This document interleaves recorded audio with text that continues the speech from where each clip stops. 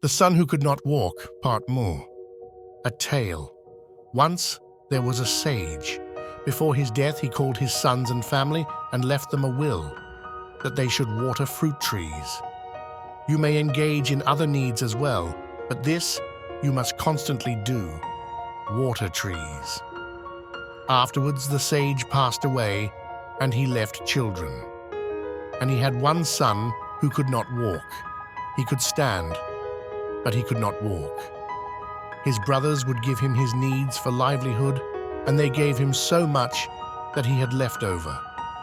He would save up for himself bit by bit whatever remained beyond his needs until he had amassed a certain amount. He then came to the decision, why should I get a stipend from them? Better that I begin some commerce. And though he could not walk, he came up with the solution to hire a carriage, an assistant, faithful or trusted one, and a wagon driver, and to travel with them to Leipzig, and he would be able to conduct trade even though he could not walk. When the family heard this, it pleased them very much, and they also said, why should we give him subsistence? Better to let him make a livelihood. And they lent him more money so that he could conduct trade.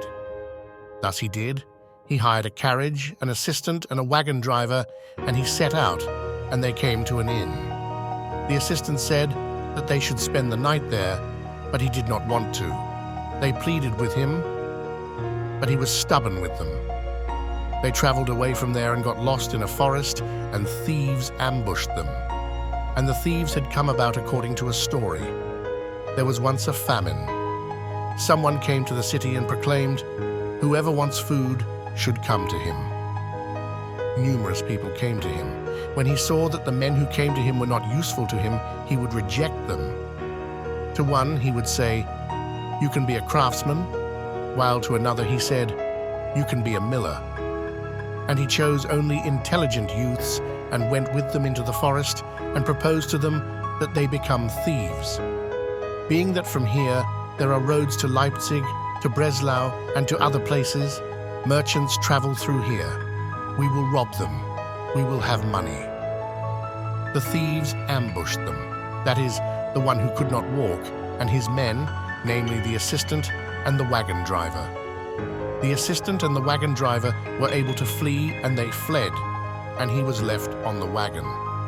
The thieves came to him and took from him the chest of money and asked him, why are you sitting? He replied he could not walk, and they stole the chest and the horses, and he remained on the carriage. The assistant and the wagon driver, who had fled away, came to the decision that inasmuch as they had taken out loans from feudal landlords, poritzes, why should they return home where they could be placed in chains? Better to remain there, where they had fled, and be an assistant and wagon driver there. Now, the one who could not walk, who remained on the wagon, as long as he had the dry bread that he had brought from home, he ate it. Then, when it ran out, and he had nothing to eat, he thought about what to do. He threw himself out of the carriage to eat grass. He slept alone in the field and was frightened, and his strength was so taken from him that he could not even stand, only crawl, and he would eat the grass that was around him. And as long as he could reach grass and eat, he would eat there. And when the grass around him ran out so that he could no longer reach, he crawled further away and ate again. Thus he ate grass for a time. Once he came to an herb, the likes of which he had never eaten before. This herb pleased him very much because he had been eating grasses for a long time, so he knew them very well, and such an herb he had never seen before.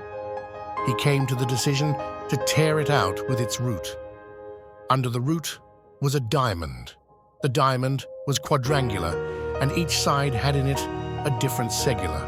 On one side of the diamond, it was written that whoever grasps that side, it would take him where day and night meet together.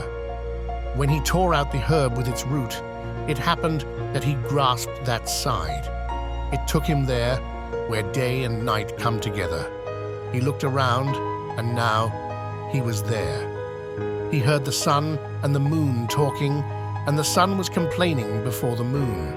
Inasmuch as there is a tree that has many branches, fruits, and leaves, and each of its branches, fruits, and leaves has a segula. One is conducive, mesugal, to having children. Another is conducive to livelihood. Another is conducive to healing this sickness. Another is conducive for another sickness. Each tiny bit, pitzel, of the tree is conducive to something else. This tree should have been watered, and if it would be watered, it would be very specially potent, mesugal. But not only do I not water it, I shine on it too and dry it out. The moon answered and said, "You worry about others' worries. I'll tell you my worry. Inasmuch as I have 1,000 mountains, and around the 1,000 mountains are another 1,000 mountains, and there is a place of demons, and the demons have chicken-like feet. They have no strength in their feet, so they take strength from my feet, and because of this I have no strength in my feet. And I have a powder, that is, a dust, that is a cure for my feet, but a wind comes and carries it away." The sun responded, "That is what you worry about. I will tell you a cure. Inasmuch as there is a path, and many paths branch off from that path. One is the path of the tzaddikim, righteous. Even someone who is a tzaddik here, the dust from that path is sprinkled underneath each his steps, so that with each step he is stepping on that dust.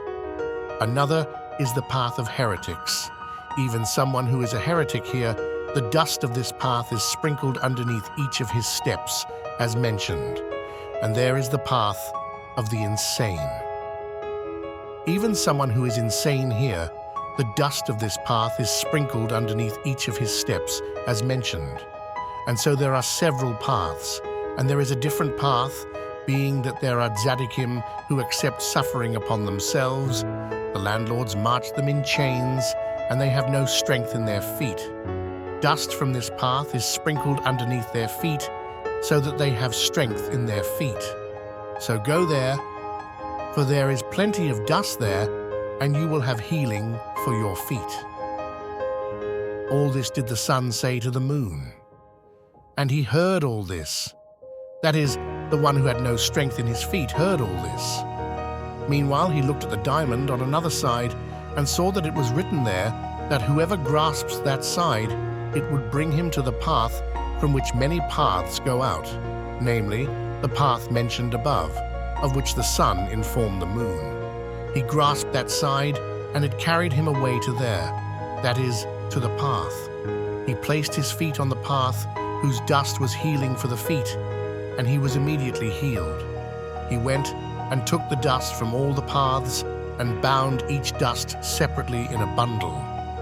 Namely, he bound the dust from the path of the righteous separately, and likewise the dust of the remaining paths he bound separately. So he made himself bundles from the powders and took them with him. And he came to a decision and went to the forest where he was robbed. When he arrived there, he chose a tall tree near the path from which the thieves go out to rob. And he took the dust of the righteous and the dust of the insane and mixed them together and spread them on the path. And he went up the tree and sat there to see what would happen with them. He saw the robbers going out, having been sent out by the elder robber, mentioned above, to rob. When the robbers came to that path, as soon as they took a step on the powder, they became tzaddikim and began to cry out for their years and days for having robbed until then and having killed numerous souls. But since it was mixed there with the powder of the insane, they became insane tzaddikim and began to argue with each other. One said, "Because of you, we killed," and another said, "Because of you." So did they argue until they killed each other. The elder robber sent more robbers, and it was also as before, and they also killed each other. Now the elder robber was very puzzled that he had sent all the thieves and none of them had returned. He decided to go personally with the one that still remained with him. And as soon as he came onto the path, where the sun mentioned above had sprinkled the dust of the righteous by itself, he became a tzaddik. he began to cry out to the other bandit over his soul, heb nafsho yidsein ya untag, his years and days, over how he had murdered so many souls and robbed so much. And he tore graves and was penitent and very remorseful. When he, the son who was sitting in the tree, saw he had remorse and was very penitent, he came down from the tree. As soon as the robber noticed a person, he began to cry out, "Woe to me! I have done this and that. Woe! Give me penance." He answered him, "Return to me the chest that you robbed from me. For it was written by them on all the stolen goods when it was stolen, and from whom." After this, he, that is, the one who previously had no strength in his feet, decided to go to the 2,000 mountains, mentioned above, to see what takes place there. When he arrived there, he stood far from the 2,000 mountains, and he saw there were many, many millions and billions of demon families, for they are fruitful, and they multiply, and they have children as do humans, so they are very numerous. And he saw their kingship sitting on a throne, upon which no one born of a woman, meaning no human, had ever sat on such a throne. And he saw how they make scoffery. One tells over that he had harmed someone's baby, another tells how he had harmed someone's hand, another tells how he had harmed someone's foot, another such scoffery. Meanwhile, he noticed a father and mother demon walking and weeping. They were asked, "Why are you weeping?" They answered, "They have a son, whose routine was he would go his way and would return at the same time. But now it has been a long time, and he still has not come." They were brought before the king. The king ordered to send messengers throughout the world to find him. As they were returning from the king, the parents met up with someone who used to go together with their son. He asked them, "Why are you weeping?" They told him. He answered them, "I will tell you. Being that we had a little island at sea, which was our territory, the king to whom this island pertained went and wanted to build palaces there, and had already laid a foundation. Your son said to me that we should harm him. We went and took away the king's strength. He got involved with doctors, but they could not help him, so he started getting involved with sorcerers. There was one sorcerer there who knew his family. He did not know my family, therefore he could not do anything to me, but he knew his family, so he seized him and is torturing him severely." They brought him, that is, the demon who was telling all this, to the king, and he told it over before the king too. The king said, "Let them return the strength to the king to whom the island pertained."